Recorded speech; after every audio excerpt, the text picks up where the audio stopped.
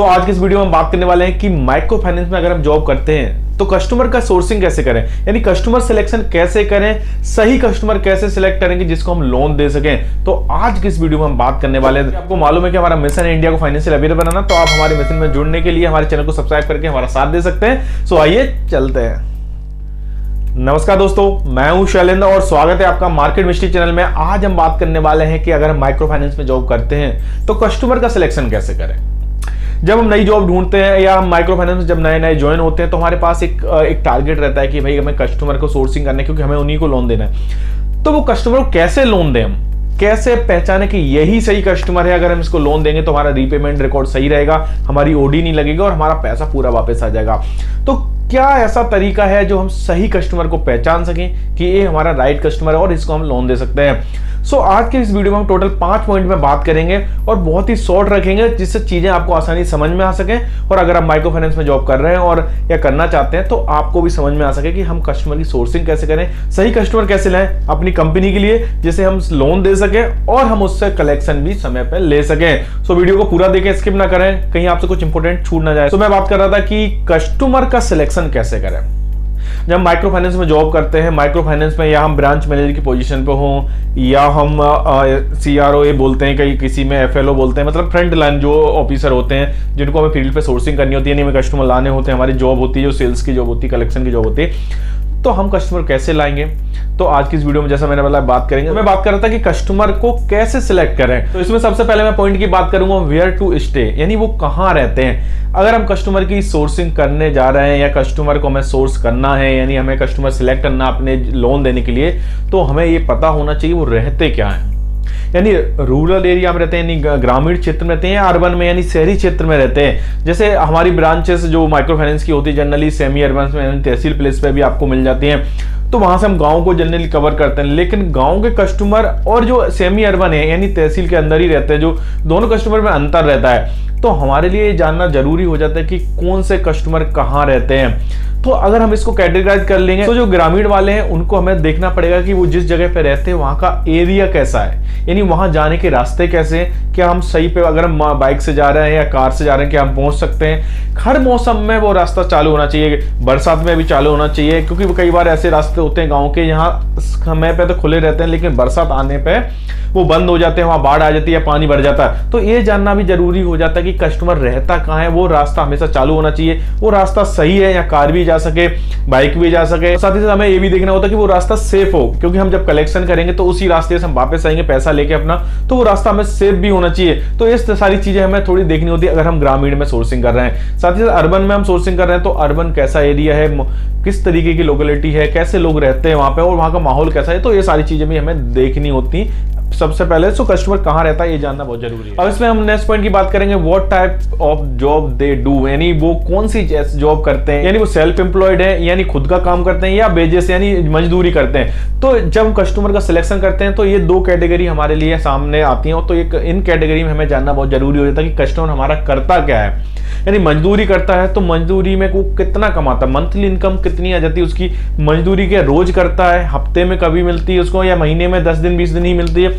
तो ये जान लेना हमारे लिए बहुत जरूरी होता है अगर हम कस्टमर का सिलेक्शन कर रहे हैं, क्योंकि उसी से हमें पता चलेगा कि कस्टमर की कितना पैसा उसके घर में आ रहा है। साथ ही साथ अगर वो सेल्फ एम्प्लॉयड है यानी खुद का काम करता है तो वो कौन सा काम करता है और उससे महीने की इनकम कितनी जनरेट होती है। साथ ही साथ ऐसा कोई काम तो नहीं करता जो इलीगल हो, बाद में उसे परेशानी आए, उसको जेल वगैरह हो जाए, कुछ भी ऐसी गतिविधियां तो नहीं होने वाली साथ में।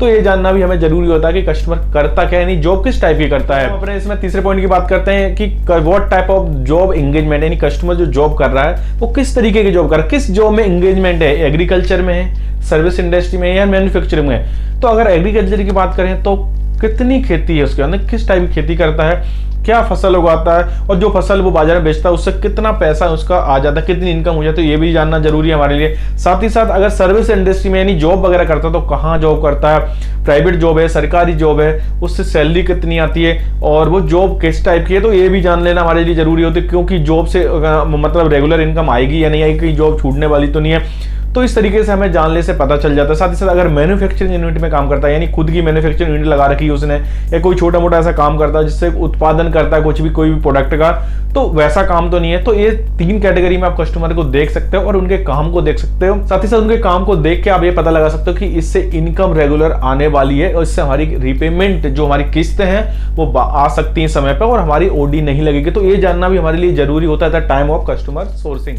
अब हम इसमें अपने नेक्स्ट पॉइंट यानी चौथे पॉइंट की बात करते हैं। तो चौथे पॉइंट में कस्टमर की इनकम सोर्स क्या है, यानी कस्टमर का जो इनकम सोर्स सिंगल है या मल्टीपल है। मान ली कस्टमर के कितने लोग रहते हैं उसके जैसे परिवार में, जैसे मान लो 2 लोग रहते हैं, 3 लोग रहते हैं, या हस्बैंड वाइफ रहते हैं, तो दोनों लोग कमाते हैं पैसा या सिंगल एक व्यक्ति कमाता है। डिपेंडेंट कितने हैं, अगर एक व्यक्ति सिंगल इनकम कमा रहा है तो उसके पास डिपेंडेंट कितने निर्भर हैं उस व्यक्ति पे, उसके पैसों पे, उसकी इनकम पे, कि अगर लोन लेने के बाद हमारी किस्त वो समय पे चुका सके। साथ ही साथ मल्टीपल सोर्स, अगर कोई कस्टमर एक परिवार में 10 लोग रहते हैं और अगर 10 लोगों के पास इनकम सोर्स है, 5-7 लोगों के पास इनकम सोर्स है, तो ये दोनों कैटेगरी हम देखने के बाद हमें आसानी हो जाती है कि कस्टमर को हमें ग्रुप में रखना है या नहीं रखना, हमें इसे लोन देना है या नहीं देना।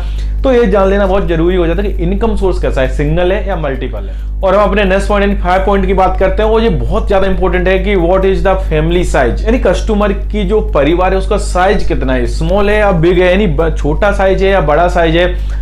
तो छोटे साइज बड़े साइज में क्या है कि अगर कोई फैमिली है जिसमें हस्बैंड वाइफ रहते हैं या बच्चे रहते हैं, माता पिता रहते हैं, उनको डिपेंडेंट, तो जैसे कि मैं लास्ट पॉइंट में बता रहा था इनकम सोर्स, तो इससे पता चला अगर छोटी फैमिली है, अगर एक व्यक्ति भी सिंगल सोर्स है तो आपका रीपेमेंट आसानी से आ सकता है। साथ ही साथ अगर फैमिली उसकी बड़ी है और इनकम सोर्स अगर सिंगल है या तो 2 लोग कमाते हैं तो उसमें दिक्कत हो सकती है हमारे रीपेमेंट आने में।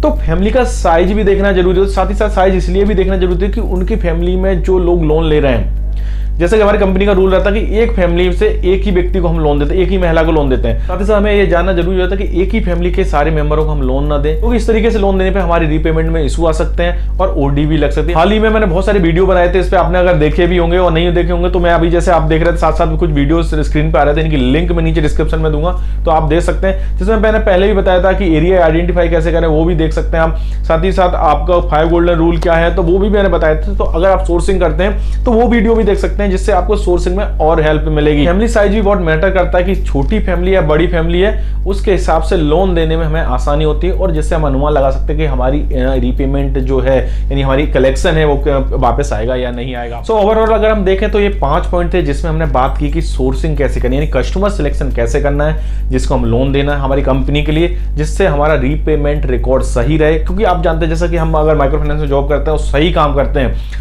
तो हमारे भी प्रमोशन के अच्छे चांसेस रहते हैं और कंपनी को भी मुनाफा होता है, तो कंपनी इंक्रीमेंट भी अच्छा देती है। तो हमेशा ध्यान रखें अगर आप कस्टमर की सोर्सिंग कर रहे हैं तो ये पॉइंट भी ध्यान रखें जो मैंने बताए। साथ ही साथ मैंने हाल ही में कुछ वीडियो जो बता रहा था वो भी देख सकते हैं आप रेफरेंस के लिए। तो उम्मीद करता हूं आज के वीडियो आपको पसंद आया होगा। अगर पसंद आया तो अपने दोस्तों परिजनों में शेयर करें और उन लोगों को भी शेयर करें जो माइक्रो फाइनेंस में जॉब करते हैं या करना चाहते हैं। बैंकिंग और फाइनेंस की जानकारी के लिए हमारे चैनल को सब्सक्राइब करें। सो मिलते हैं नेक्स्ट वीडियो में, तब तक के लिए नमस्कार, जय हिंद।